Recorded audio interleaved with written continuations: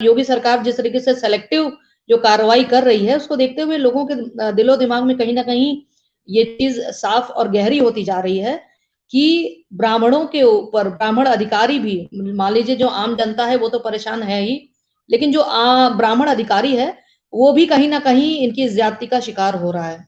अभी देखिए, जैसे आप उठा लीजिए विकास दुबे वाला प्रकरण। विकास दुबे का जब मामला हुआ था तो वो बहुत ही सुर्खियों में आया, मीडिया ट्रायल भी काफी हुआ। उसने जाकर उज्जैन में सरेंडर किया और उसको वहां से काफी नाटकीय तरीके से यूपी पुलिस पकड़ के लाती है और रास्ते में ही बताया जाता है कि वो भागने का प्रयास कर रहा था, जो कि थोड़ा सा अपने पैरों से हिचक के चलता था बंदा। उसको भी इन्होंने दौड़ा के मार दिया कि वो भागने की कोशिश कर रहा था।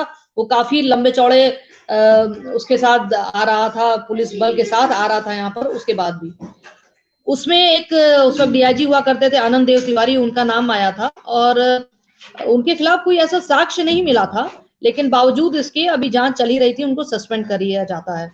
जबकि अलीगढ़ में 80 लोग मर जाते हैं शराब पीकर।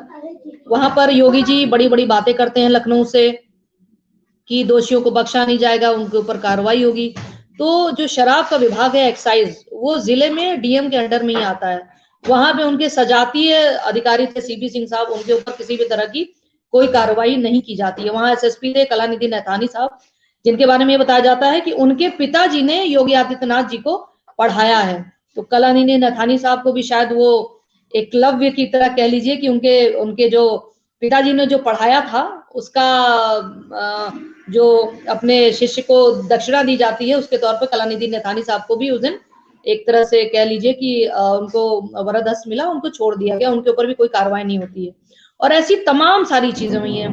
विकास त्रिपाठी हुआ करते थे एडिशनल डीसीपी बनारस में, उनके ऊपर भी इसी तरीके का एक मामला आया, जो जिस लड़की ने सुसाइड किया था कि इसमें उनका हाथ है। उन्होंने दोषियों को काफी फेवर किया है। उसमें 2 अधिकारी थे, एक ठाकुर अधिकारी थे, एक ब्राह्मण अधिकारी थे। तो ब्राह्मण अधिकारी को उसमें सस्पेंड कर दिया जाता है और ठाकुर अधिकारी के खिलाफ किसी भी तरीके की कोई कार्रवाई नहीं होती है।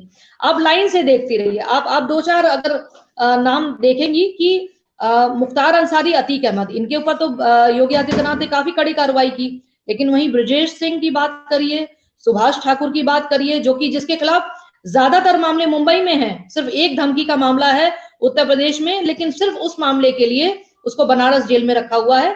तो ब्रजेश सिंह, सुभाष ठाकुर, इनका पूरा नेक्सस वो बनारस से जेल से ही चलाते हैं। और जबकि ब्रजेश सिंह का जो दामाद है वो इस वक्त सीओ गाजियाबाद में स्वतंत्र सिंह उसकी पोस्टिंग है। और बात करिए चुलबुल सिंह की, उनका भी जो सगा दामाद है उसकी भी पोस्टिंग है शामली में भी, वो भी डिप्टी एसपी है। लेकिन जो ब्राह्मण अधिकारी हैं, जिस जैसी कई अधिकारियों से बात भी होती है, उनका ये कहना है कि हमारी बात को सुना ही नहीं जाता है, लेकिन सर्विस रूल और इस तरह की चीजें होती हैं, हम लोग बंधे हुए हैं, तो हम ऐसे तो सीधे नहीं अपनी बातों को रख सकते हैं। लेकिन हाँ, कहीं ना कहीं उनके ऊपर भी, उनके साथ भी भेदभाव हो रहा है। जैसे दिनेश चंद्र दुबे जी की बात कर लीजिए, उनके ऊपर एक मामला हुआ, उसमें जांच चल रही थी, उनका भी सस्पेंशन किया जाता है और वो रिटायर भी हो गए। उनके खिलाफ जो सस्पेंशन, जो जांच चल रही थी, उसमें जांच रिपोर्ट भी आ गई, लेकिन ना तो उनका सस्पेंशन रिवोक हुआ, ना ही उनकी अभी तक पेंशन शुरू की गई। तो कहीं ना कहीं जो लोगों के दिलो दिमाग में ये चीज है कि जो जाति है वो बहुत बड़ा फैक्टर है योगी सरकार में। कार्रवाई का जो पैमाना है उसमें कहीं ना कहीं जाति बहुत बड़ा रोल प्ले कर रहा है। दिनेश द्विवेदी प्रतापगढ़ में सीओ हुआ करते थे, उसमें 3 लोग मर जाते हैं वहां शराब पीकर, नकली शराब पीकर, उनको सस्पेंड कर दिया जाता है। लेकिन सजातीय ठाकुर अधिकारी है, डीएम है अलीगढ़ का, वहां 80 लोग मरते हैं, उनके ऊपर किसी भी तरीके की कोई कार्रवाई नहीं की जाती है। जबकि सीधे तौर पे एक्साइज आता है डीएम के अंडर में, वो उनकी भी जवाबदेही बनती है, उनसे भी पूछना चाहिए, लेकिन आज तक उस पर जांच हुई नहीं उस मामले पर।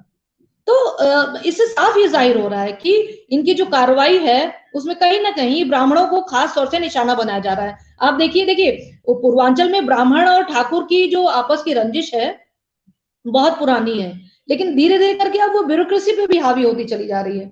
आप उठा के इंसिडेंट देख लीजिए पिछले 4 सालों में। अभी कुछ दिन पहले भी एक शुक्ला जो बच्चा है उसको मारा गया, उसके परिवार ने बाकायदा उस पे अपने घर के बाहर बोर्ड लगा रखा है कि हम ये मकान बेचना चाहते हैं, हम नहीं रहना चाहते, दबंगों से परेशान है। जो दबंग है वो भी दूसरी जो जाति है, वो जो योगी आदित्यनाथ को जो जाति पसंद है उसी से आते हैं। तो आप लाइन से उठाकर अगर देखेंगी तो आपको दिखाई पड़ेगा कि ब्राह्मणों के ऊपर जो अत्याचार हो रहा है, इसीलिए ब्राह्मण की जब हम लोग बात करते हैं कि जाति व्यवस्था में जो उत्तर प्रदेश की राजनीति किस दिशा में जा रही है, ब्राह्मण किस तरफ जा रहा है, उसके पीछे कहीं ना कहीं एक वजह ये भी है कि ब्राह्मणों के अंदर एक गुस्सा है कि हमने ये सोचकर भाजपा को वोट दिया था कि अगर भाजपा की सरकार आती है, सत्ता में आती है, तो हमारा सम्मान होगा। लेकिन वैसा होता हुआ नहीं दिख रहा है। और अभी जब हम लोग गए थे लखनऊ तो आपने देखा भी होगा कि कुछ लोगों से हमारी बात हुई थी, तो उन सबका ये कहना था कि हमने पहले तो भाजपा को वोट दिया था, लेकिन इस बार ब्राह्मण काफी परेशान है, तो अभी हम लोग सोचेंगे कि हमको किसको वोट देना है। सोचेंगे मतलब उनके दिमाग में कहीं ना कहीं ये चीज आई जरूर है कि हमको भाजपा को वोट नहीं देना है, और उसके लिए वो देखेंगे भाई कौन मेन अपोनेंट हो सकता है। तो कुल मिलाकर इस वक्त जो योगी आदित्यनाथ की सरकार में जो कार्रवाई हो रही है, वो साफ तौर पर ये जाहिर हो रहा है। अधिकारियों में भी इस गुगाट है कि ब्राह्मणों के खिलाफ एक नैरेटिव, एक तरह से कह लीजिए कि एक सोचे समझे तरीके से कि ब्राह्मणों के खिलाफ कार्रवाई करनी है, उसमें ब्राह्मण अधिकारी भी शामिल हैं और उसमें आम जो जनता है, जो ब्राह्मण, वो भी परेशान है।